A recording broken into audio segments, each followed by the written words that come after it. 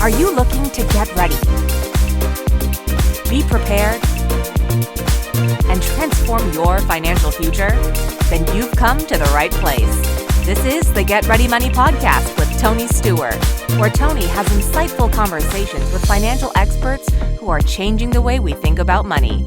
Catch up on the latest financial trends and hear practical advice from Tony and his expert guests so you can build healthy habits that work. Be empowered with tips for implementing small changes that can have a big impact on your financial future. So sit back and get ready to hear from today's guest.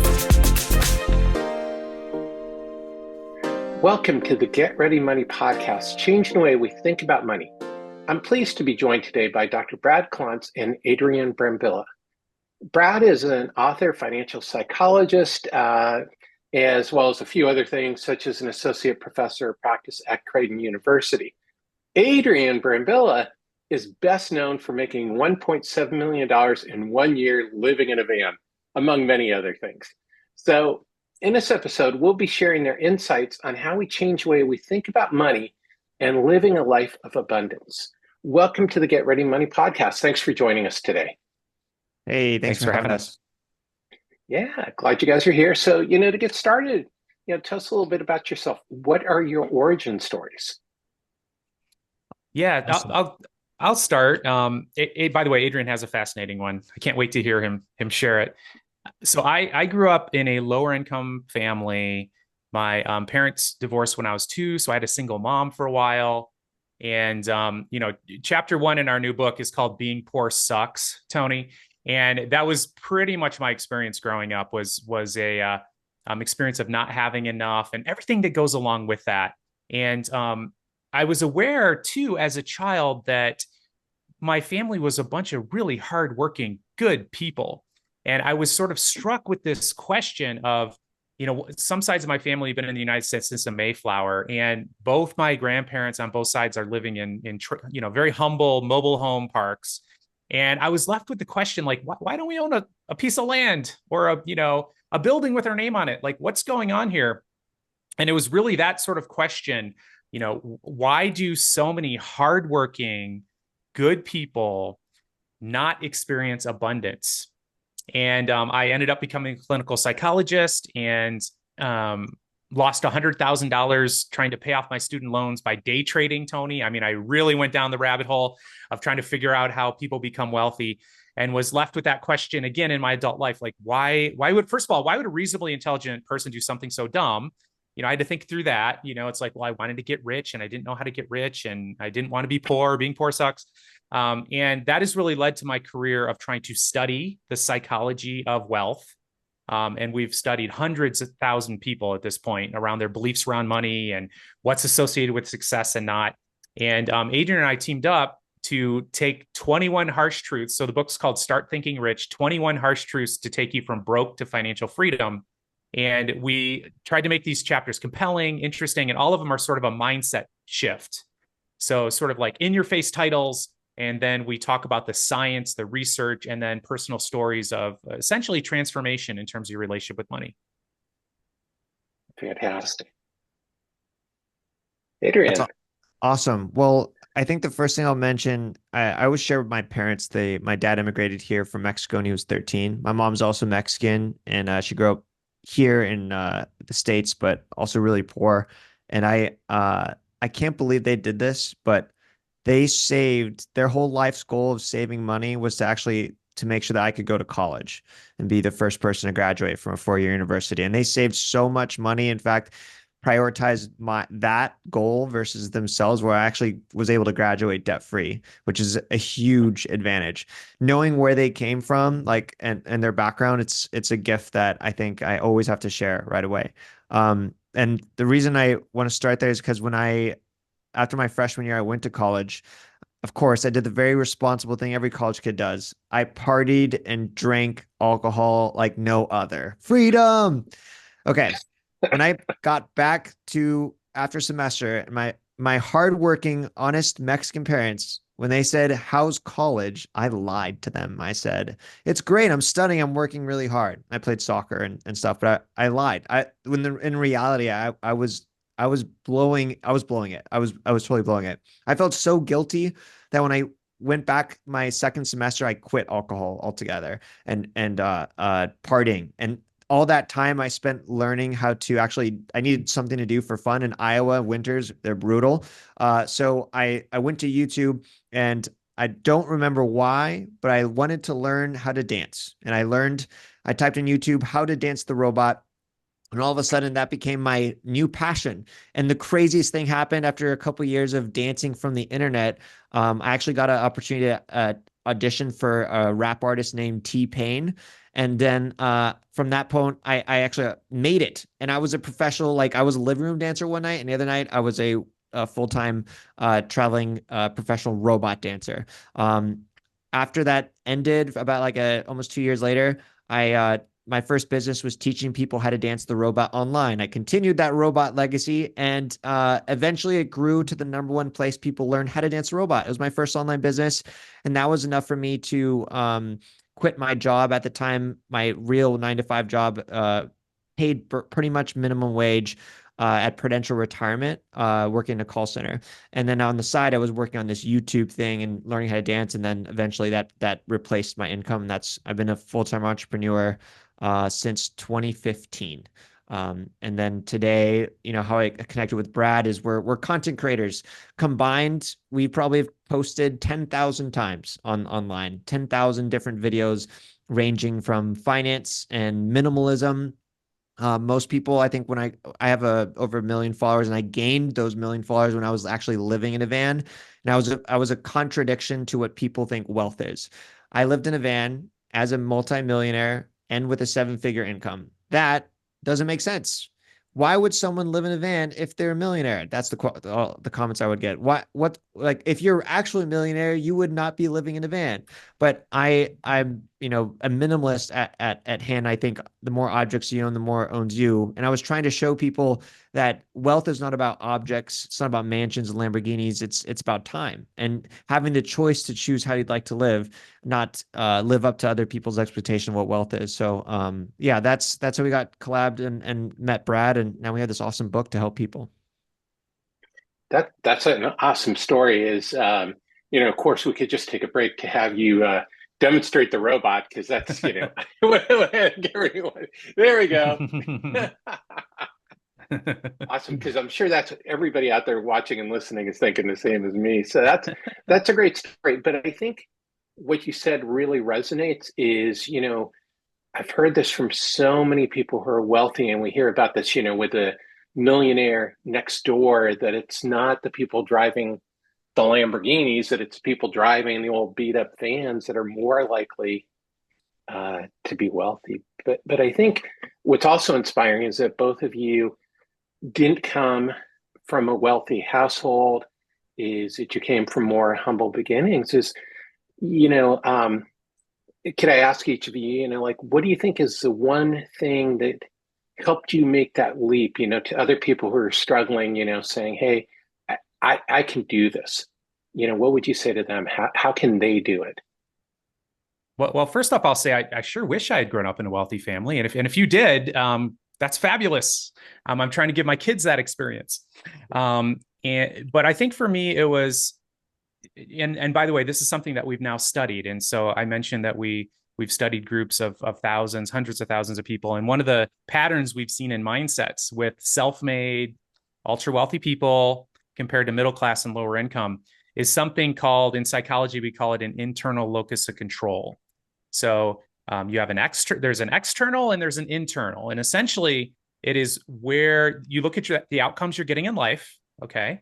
And then to what do you attribute those outcomes? Is it external factors? So, it's your parents' fault. It's whatever, society's fault. It's the real estate market's fault. It's the stock market's fault. It's greedy bankers. I mean, there's a whole list of people that utterly and thoroughly deserve your blame. So you never run out of people to blame. But all of our studies have found that it's when you have an internal locus of control, that is what shifts everything for you. And you can cultivate an internal locus of control. And this is where you look at what's happening in your life and you're like, what is my role in this? Yeah, I get that somebody took advantage of me. I understand that. but what was it about me that like trusted them perhaps in a way I shouldn't? Or why didn't I hire an attorney to look at that contract? Or what can I do differently next time? And really that is the key factor that I can attribute in my life. Like when I lost $100,000 day trading, I was essentially trying to get out of debt. I had $100,000 in student loan debt, sold everything I owned, started day trading, and lost all my money when the tech bubble burst. I would be in the same terrible financial situation now if I blamed the stock market or whatever was happening. But what I did is I asked myself the question, why would a reasonably intelligent person do something so stupid when it came to his money? And that's the question I keep asking myself over and over. Like when my wife's mad at me, I'm very tempted to blame her. But what I try to do is say, okay, so what is my role in this? What can I do to make this thing better? And I think it's that mindset that has helped me more than anything else in my life. That's awesome. I think people do blame that. And, I had some experience in litigation consulting and best practices working with California Department of Insurance. And there are oftentimes, there are some true financial predators out there without a doubt, but that oftentimes there is something where somebody was a little bit greedy or they decide not to pursue something, that there is usually a string that they could have pulled that might have helped them. And so, that's fascinating. Adrian, what do you recommend, or what would you tell somebody who's struggling, that they can have some confidence to make a leap? I think the first thing that you actually can do right now has to be a mindset shift and change the way you think. Man, sometimes I feel like if I was listening to that, I'd be like, mindset. No, I'm broke. I'm struggling. Like, tell me something. But really, the idea that you can be wealthy and change your circumstance is something that you have to believe first. I think there are people that are born here in this country and they are very easy to point out all the flaws and the excuses and the things that are suppressing them. And we don't ignore that in the book. But I also think of my parents and what I saw, and my dad, my family, my grandma. She's a reason that we came here to this country, and knowing that there's a bunch of problems, they focused on the opportunities. And one belief that I got from my parents was that we have the ability here in this country to actually work and change our circumstance. If you want nice things, if you want freedom, you can educate yourself. You can put in the work to do it. I do believe in that. Call me naive, call me ignorant, but it's a belief that I have. And I think it's hard to not change your class if you think otherwise. If you think that the system is rigged and there's nothing you can do, I don't know how that's the best way forward to try to change your your circumstance. And I think of my parents and some of the tactics of their thinking of, hey, we can change, we can go from broke to financial freedom. Like I'm imagining my dad having to learn English, and then he meets my mom in their late or really early 20s, and they would tell me stories of, yeah, for the first few years when we met, we didn't buy any new clothes. We actually didn't go out to eat. These are things we do, and we wonder, we have a lot of people reach out. It's like, you can easily blow $100-$200 on a weekend if it's unplanned, because you're hanging out with friends, they're getting cocktails, you get appetizers. My parents didn't do that. So I saw them practicing their tactics. It's like they're working hard, they're both working. And then when it came to trying to grow their wealth, they were doing these other things that now they seem like, oh my God, you didn't buy new clothes? Like, you haven't bought new clothes for years? Like, ew, gross. But to them, they were thinking about like wealth and changing. You could argue that's, well, why do I have to make those sacrifices? Like, I shouldn't have to make those sacrifices in order to become wealthy. But the reality is, any successful person that you know or have researched, they made sacrifices to get there. I think the path to wealth does take sacrifice. It takes discipline, and it takes restraint. Because I think sometimes if I meet someone now for the first time, and Brad too, we have accolades, we have multi 7-figure net worths, right? So it's like, oh, easy for you guys. Here I am. I'm broke. But the desire and discipline actually doesn't stop once you're a millionaire. And my challenge to you is, have you ever looked at a $5 or $10 million home on Zillow? They look really nice, right? We could constantly upgrade our lifestyle. So we always have to have the discipline to withhold and withstrain and always focus on our cost of living, because that's the most important. And that's so that mindset is carried from the beginning, and it doesn't ever go away. You don't ever reach a certain net worth and be like, great, now I can blow all my money. Nope. I have the same discipline and mindset that I did back when I was making minimum wage, when I was making $27,000 a year, when I was making zero money for the first couple of years on my side hustles. I had the same mindset, and it's the same mindset I have today. That's awesome. And, I hear that from so many people that I've had on the show. I think of one guest, Prudence Sue, who is a financial planner. She was an immigrant, and her husband came with nothing to the U.S. and built up a multi-million-dollar net worth by making sacrifices and avoiding lifestyle creep like you're talking about. That's so important. You have limited resources, and it's your choice on how to use them. But if you use your resources wisely, you can get ahead. So that's awesome advice, and I think that's going to be inspiring for people who are watching and listening. So let's talk a little bit about your book. Start Thinking Rich. It's all about mindset. What is just a couple quick, maybe 3 takeaways for people from the book? Yeah, so we structured the book to have each chapter be a separate essay that really explores a mindset. I mean, that's why we're so happy to be talking to you about financial literacy. And you get it, Tony. You get that it's mindset. It's not so much about, should I do a traditional IRA or Roth IRA? I mean, that's not what people are struggling with, really. And so, like, for example, we have a chapter that you don't want to become a millionaire. You just want to spend $1 million. And it's a challenge to the reader. It's like, so we start that chapter by saying, what would you do if we gave you $1 million? It's the $1 million test. Do you have a rich mindset? Do you have a poor mindset? So we talk about these as mindsets. We talk about broke. Like, a lot of people have been broke. That's very different than a poor mindset. A poor mindset can keep you broke forever. And so essentially a poor mindset thinks about all the stuff you're going to buy with that $1 million. And you can try it right now. So you're a millionaire, you have $1 million. So take a calculator and subtract all the stuff you're going to buy. And now that's how much money you don't have. And so now you've gotten rid of your $1 million. Whereas a rich mindset, it's a big shift for a lot of Americans. A rich mindset would do essentially one thing with that money. And they wouldn't go invest it in their business because they know that most businesses fail. What they would do is they would invest that money, and then using the 4% rule, for example, they would take out $40,000 a year. And with that $40,000 a year, and theoretically, you could do that forever, the rest of your life, spin off $40,000. Maybe you'll invest in a business with that. Maybe you'll do a couple of years of that to save up for a down payment of a house. But it's a mindset shift regarding what you would do. We also have, I'll actually let Adrian talk about our chapter on, if you want to get rich, you got to get rid of your poor friends, because that's pretty alarming, Adrian. That's a tough one. I don't want to get canceled. You talk about it. Okay. This is one we get a lot of heat on, right? If you want to get rich, you have to get rid of your poor friends. Ouch. That one is hard to take. But in our first page in our book, we define poor does not really mean or equate to money. It's the mindset. Broke is a temporary state of not having money. I've been broke. We've all been broke, I assume, at one point of our lives.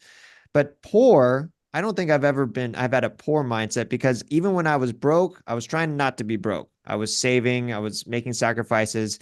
But I do recognize, and I remember there was people who did have a poor mindset. These are the people who are like, oh, what's the point of saving, man?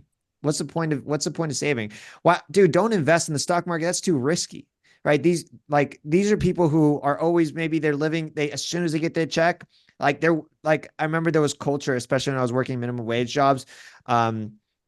Friday, payday, can't wait for payday, right? And then as soon as they go with payday, what did they do? Is it because they were starving? No, it wasn't the attitude like, I really need Friday to come because I haven't been able to eat. No, it was never like that. At least in my circumstance, it was always like, yo, Friday, and we going out tonight.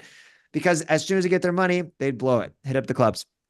And I think that is when we talk about like what separates poor and rich. A rich mindset is if people who are trying to change their trajectory on the up. And the poor mindset is someone who is complacent or okay being, not in the best financial position or even heading on the down. People that inherit money on paper, they look rich, but if they have a poor mindset, they're not going to have that money for long. Just look at the average statistics of lottery winners. 70% of them in 5 years after, nothing, right? They have millions of dollars. Why is that? It's because they had a poor mindset, even though they had money. And I think that practical advice that we dive into the chapter, with each chapter we give those tactics, is it's going to be very difficult for you right now to try to go around knocking on doors and asking if people are millionaires and saying, hey, would you want to be friends? It's just not going to work. But what you can do is, and you'll know, there's people that you hang out with, and every time you hang out with that person, you feel like there's energy and it's positive, and you're not spending your time complaining. You're spending your time gaining wisdom, trying to figure out how to level up, how to save. And if you're not talking about money right now with anyone, I think that's a problem. Like, you need to find the right people to talk about money, and so you can find those people who are at your position now and trying to level up. And it goes. And I would say there's poor mindset people in all walks of life. Even today, there's as you accumulate more money, I'm sorry to say, it just actually doesn't get easier. There's more shiny objects you can buy. There's more people who are flexing bigger, more status things. So at the beginning, it might be like a purse, or like a nice pair of shoes that are really expensive, Jordans, even though you shouldn't be wearing them. And then when you get to millions, now the flex is a Lamborghini. Your neighbor has a Lamborghini. So those don't go away. So you still always have to protect your inner circle. And I think people can always relate to, you're the average of the 5 people that you surround yourself by. And essentially we've kind of taken that same concept that everyone's, I believe in that, but we've made it a little more financial oriented, and then with a little bit of tough love in there. But yeah, that's the concept. Thanks for putting me on the spot, Brad. That's awesome. And I think that's, something that people need to think about is that, as you point out, it's the trajectory of where you think you want to go, or where you're planning to go, and where you're working to go. Is that, everybody has setbacks. I mean, that's life. But it's how you bounce back that's important. So that's awesome advice. So the next round of questions are, quick questions that I ask all of my guests. So either one of you can jump in when you want to. The first one is, what basic money concept do you wish people knew? Yeah, I'll go here. And this is something that I'm so excited that my 11-year-old gets this. And I wish somebody told me when I was 11. But essentially, it's that the first dollar that comes into your life, just invest 30% of it, at least, or more. And that will set you up to be a multimillionaire. I've run the numbers. I used to work in low-income high schools. You can work at a fast food restaurant your entire life and retire a millionaire, at least, more likely a multimillionaire, just by thinking, every time I get a dollar, 30% of it's going to go to my financial freedom fund. It's so profound. Everyone that is listening to this, everyone in the United States has access to this. That's what's so great now. It's so easy to invest. When I was a kid, it was actually, you couldn't just pull up your phone and invest. It's amazing the time we live in right now in terms of accessibility for people to take that action. But that would be the mindset that I wish everyone could adopt as early as possible. That's great advice. And it's something that I practice with my son. He's 19 now, but we've talked about that. Adrian, what basic money concept do you wish people knew? I think something I truly believe is that money can't buy any object that can bring you happiness. I think that money concept, I wish people realize, because a lot of money that we spend, we live in this consumer world, and it's constantly advertised that the latest, greatest, more is better. And these things I really don't believe are true. In fact, I think are responsible for a lot of very unfulfilled and confused people. And so I think as you accumulate money, to think, what is actually, how do I actually use this tool, instead of using it to buy things, use it to give you your time. Because I think we also live in world where it's the default is giving 40 hours minimum to an employer for 30, 40 years. And if you're very good at money, you actually don't have to do what everyone else does. There are ways to not do that. But it starts with understanding how you use your money and what's more important. And I think the answer is your time, not any object that you could buy. That's awesome. And I think that's really what we're trying to do. And Brad, I love that you use the term financial freedom. I've been talking about that a lot more than using the term retirement, because people, don't really retire. I don't know anybody who's said, I turned 65 today, I'm done. That just doesn't happen. Tony, chapter 14 in our book is retirement is for dead people. So I think we agree with you. Yeah, so that's awesome. And I agree with you, Adrian, it's about time. That's what we're essentially doing, is you're putting enough money aside that you can have as much time as you want to do your own thing. So it's a wonderful way to set it up. So what is one simple thing that people can do each year to set themselves up for financial success? Yeah, something each year. This is something that I'm gonna put a little twist on that, Tony, and say if you do this once, you don't have to do it every year. And part of what I've discovered in our studies is that when you are calling upon yourself to take action repeatedly, you are much more likely to fail. And so what I think is a really useful exercise, by the way, we increase people's savings rates by 73% after doing 1 hour of what I'm about to share with you. We did this in a double-blind controlled study. Essentially, we had people identify their top 3 financial goals. We had them get all excited about it. Like we had them create vision boards. Like, you really need to feel these goals because we are wired to consume now. We're not wired to save. It's a strange, weird person that saves for the future. We're just not wired to do that as human beings. Get really excited, clear pictures of what those goals are. And in your state of euphoria, imagining yourself getting this, automate movement from your checking account to a savings account with that goal in mind, or a 401k or whatever it is. Automate, because you are capitalizing on what we call in psychology a status quo bias. We have a tendency to leave things the way they are. Like, have you ever belonged to a gym way longer than you went in to exercise? And the answer is yes, it happens to all of us, and it's because you're not going to talk yourself out of your fitness goals, right? So you're very likely to just continue doing it because it takes effort to go in and cancel it. So use what's being used against you. No offense to gym owners. I love your business model, by the way. But use that concept for your own benefit. So set the goals, automate that success, and then you don't really need to do it every year. You just let it flow. And before you know it, you're going to have thousands, tens of thousands, hundreds of thousands of dollars that you've set aside for your financial freedom. It's incredible. Yeah, and it gets back to exactly what you were saying before, is that you don't have to save a lot. You just have to save and save consistently. So that's awesome. Adrian, what is one simple thing you'd recommend for people?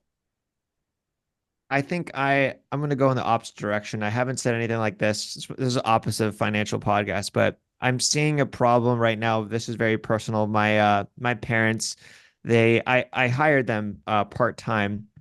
They started taking Social Security, and I've hired them for many years, but now they just kind of moved from full-time to part-time. And despite having financial freedom on their end, they cannot spend money. Like, they cannot get rid of the tactics that they use to get to where they're at, and that immigrant mindset now. And my dad, man, I know he's going to listen to this, but so Dad, for some reason, if we eat out at a nice restaurant and the bill is over $100, and which is very common in Austin, Texas, and I love buying nice food, he cannot comment anything positive about the food. Now it's too expensive. That's the only thing. And that's just one example, but I feel like no matter what level that you're at, unless you're at a point where every dollar is you need to pay off debt and credit card debt. I'm sure you heard many times on this podcast, but I do think you should also experience the joy of what financial freedom can bring. And I think the best way, there's two that I think the best ways you can spend money, and you should do this at least once a year, is you should either buy an experience and spend on an incredible experience. That could be travel, that could be learning. Right now, I just started, I heard the thing I'm doing this year is I'm learning MMA and Brazilian Jiu-Jitsu. So I have a personal trainer. That's all new, and it is so humbling, and I'm so grateful that I can spend money on a one-on-one trainer every day to do that. And that's me living that example. But I feel like if you're just only focused on saving and automating and doing all these things, and you're never actually spending money on experience, then you'll get to where my parents were. I'm trying to, like, you guys need to, like, there's no point. Don't leave me this inheritance. Like, please spend money on yourselves. And then the second thing, which I think is actually to get the most benefit of your money is to actually gift it and gift your money. I'll share one thing happened 2 weeks ago. My best friend from from third grade, he suffered a really bad back injury. He used to work at a UPS. So he's struggling and he can't, he's losing his mobility, and so he stopped working. And one thing we used to find in common is we used to play video games as a kid. I miss him. So I actually bought him this sweet full-on computer. No reason, no birthday. I just bought it for him. It was like $1,600 PC, and now we game every night. We talk, and I know it's helping. And like, to me, I love gifting that, just be able to gift that to him. And now I talk to him every single day. We usually play like for an hour a fortnight. Like, to me, like, that's me using my money, and it makes me so happy to do that. And we donate and do all these things, but when I donate money, I don't talk about it, right? But this is a gift to a friend, and I'm so glad I could do things like that. And I feel like that's one element that's being missed, is like to use your money, but use it, I would say, on an experience or on a gift. And I think those are the best ways to spend money. That's awesome. And I think, well, you said a couple things in there that are just amazing. I think one is giving anonymously, is when people don't know that you've made that gift. Is it really, that's even more rewarding, is knowing that feeling if you've given something and you see that joy. But I think you've pointed out one of the huge challenges to the financial services industry is helping people make that switch from accumulation to decumulation. And we're seeing that is that people are struggling with that. And so that is important to have that mindset, that's what you save money for. Mm-hmm. That was the whole point of saving the money, is so you'd have it to spend. But at the same time, and we could probably spend hours talking about this, and I'm sure you both have studied this, is like, there is that fear of running out of money. And so again, it's all about psychology. It's not about the numbers. Somebody has $10 million, they're still going to say, the first thing they're going to say is, well, what if I run out of money? Where it's probably impossible for them to run out of money, but they're still going to really come back to that fear. So that's a huge thing. So, I want to skip through a couple of the questions, but one I really want to ask both of you is, what money myth are you trying to break? Ooh, I love that one. So one of the studies, so you mentioned Millionaire Next Door, and we sort of replicated and did some things differently with a similar study. And for example, we looked at a group of people at 11 million in net worth, and we compared them to a group of people that had about 500,000 in net worth. And so essentially they had 18 to 20 times more money. And we asked them how much they spent on their last vacation, watch, house, and car. And we were shocked to see that they had 18 times more money, but they only spent twice as much. And that was kind of mind-blowing to me, even though I knew that most millionaires are frugal. That's how they describe themselves. And we know that from the Millionaire Next Door. That's exactly what we saw. And most people, in terms of beliefs, have money scripts, which is what I've researched, called money vigilance. They have some fear of the future. They're worried about not having enough. As you mentioned, it's hard to flip the switch to an abundance mindset unless you're practicing. That's why I love Adrian's advice on each year, is look for ways to enjoy spending some money, because you're not all of a sudden going to be 70 and be like, oh, let's go. You're going to live like an Ebenezer Scrooge, where there's not enough, and you're going to be living a life of poverty, even though you have some abundance. But essentially, a lot of my passion on social media is to challenge the myth that rich people are lavish spenders, because that's what young people are seeing. They're being lied to on Instagram with people leaning up against Lamborghinis they probably don't own and in front of mansions that certainly aren't theirs, selling you their get rich quick course, flexing all these luxury brands and products and all that. And by the way, there's nothing wrong with having that stuff. But the bottom line is that most rich people are self-made, and most self-made rich people don't get rich by spending their money, especially on stuff like that. So it's an absolute myth that is very destructive, especially for young people who haven't figured it out yet. And so that's something that gets me all fired up. Yeah, same for me. One of the chapters in our book is poor people buy stuff, rich people own time. But I have to be super transparent. If you were to come to my house now, because I don't live in a van anymore, and you saw me drive, I have a Cybertruck. It's a nice car. I have a nice home, and I have a pickleball court in my house. It's going to be ready in like a couple weeks. So it's like, whoa, this guy's contradictory. Who is this? Like, what a liar. But actually, all of the things I own, I don't use my active income. I'm living way underneath my means, and it's all my investment income that pays for everything and more. And so at the beginning, when you buy something and it's not through investment income, you're actually not paying money, you're paying time. You're trading your time. Because if you work an hourly job and you have, like, the way you think, if I want to save something, I have to work 10 hours to buy this. That's literally a trade of your time for an object or a vacation. And what wealthy people do, it's not saying wealthy people don't have nice stuff. They do. But what wealthy people do is they actually live and buy everything from their passive income that comes from investments. So I think that's the big thing, is like, people are at the beginning, because of Instagram and algorithms, they're seeing the nice stuff and they're thinking, I need to trade my time so I can get that, so I can have this perception of success. When the millionaire next door says, I also want nice stuff, but I'm not going to get it now. I'm going to delay my gratification. And then I'm gonna pay it through I'm gonna invest first and have that. So I think that's something that we have to make clear in case you guys ever meet me in person. Like, hey, I thought you lived in a van. What the heck? But if you yeah, so I think that's it.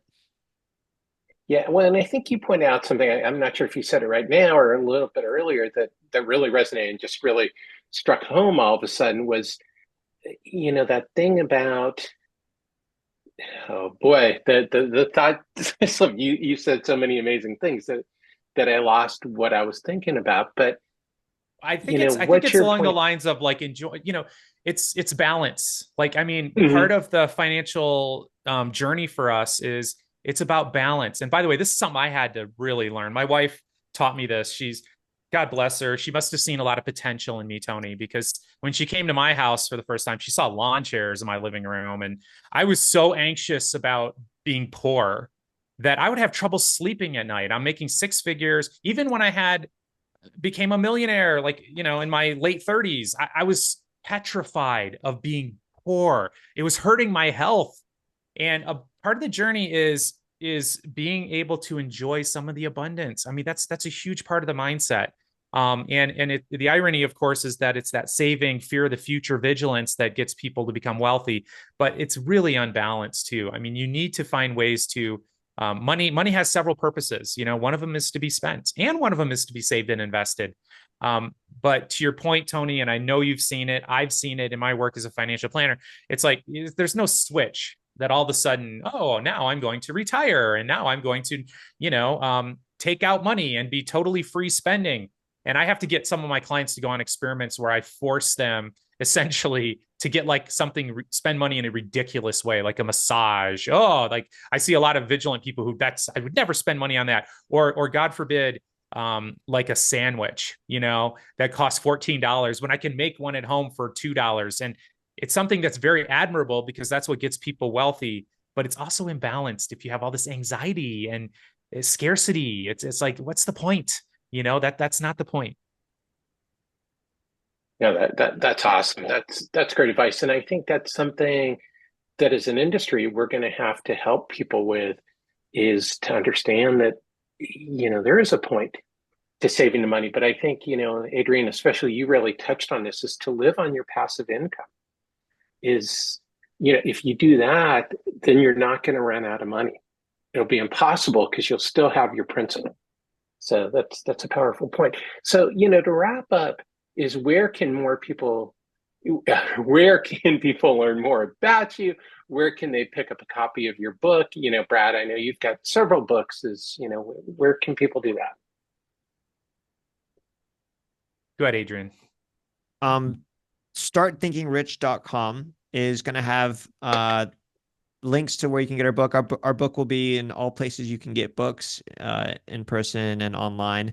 But what we're doing for each podcast we're so grateful for this chance to collaborate, is a kind of special bonus. So if people go to startthinkingrich.com/Tony, then that'll just be for your audience here, and we'll have an extra bonus for anyone that signs up and gets the book through there. And we have a community group, and we're actually gifting a master class for anyone who gets the book instead of charging for it. So I think it's if anything resonated with you today, or someone that it would, I think definitely share the podcast and the book comes out. I have to be honest, the book, it doesn't make money. We're really doing it because we want to help.